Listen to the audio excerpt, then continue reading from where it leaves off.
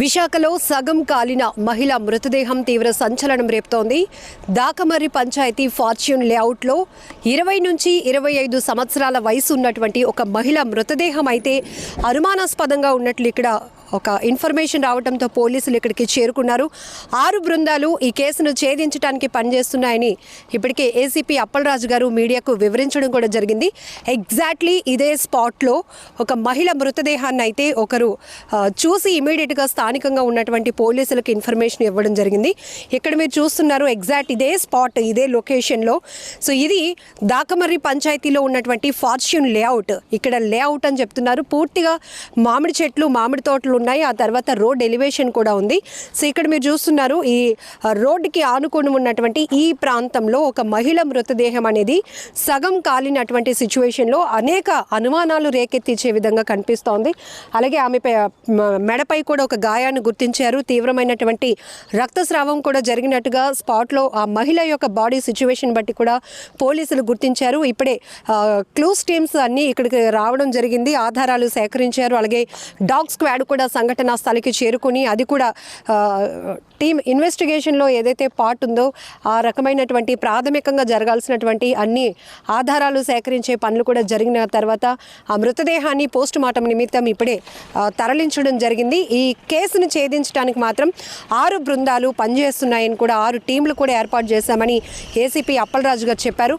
ఇక్కడ మనం చూడొచ్చు ఒక్కసారిగా విశాఖలో జరుగుతున్న హత్యలు కావచ్చు, ఆత్మహత్యలు తీవ్ర సంచలనంగా మారుతున్నాయి.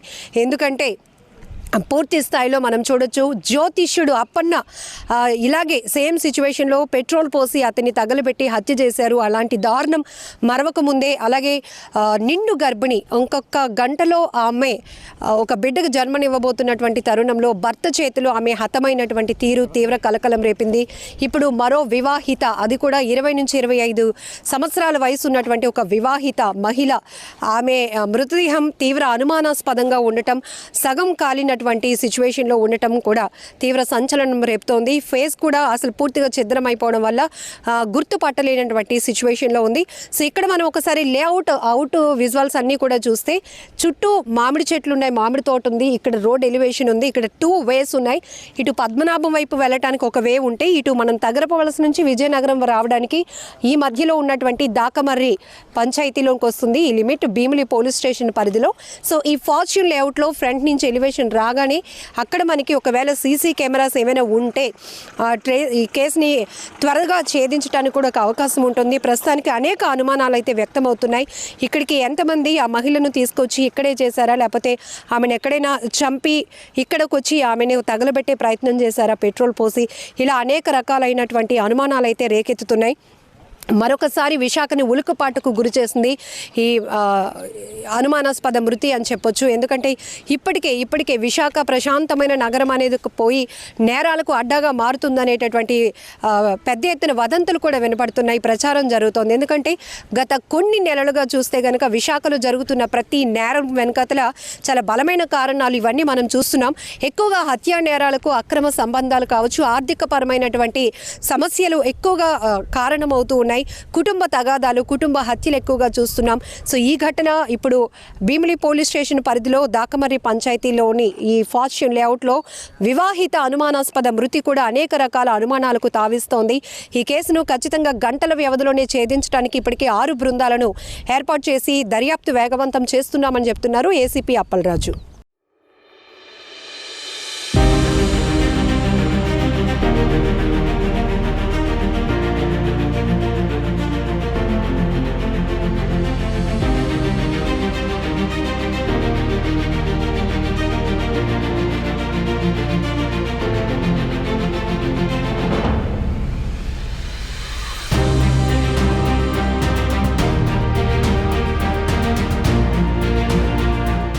త్రూ మన ఇక్కడ లోకల్ విఆర్ఏ అండ్ కొంతమంది పాసర్స్ బై చూసి ఇన్ఫర్మేషన్ ఇచ్చారండి. దాని మీద ఇక్కడికి వచ్చి చూసాం అనమాట.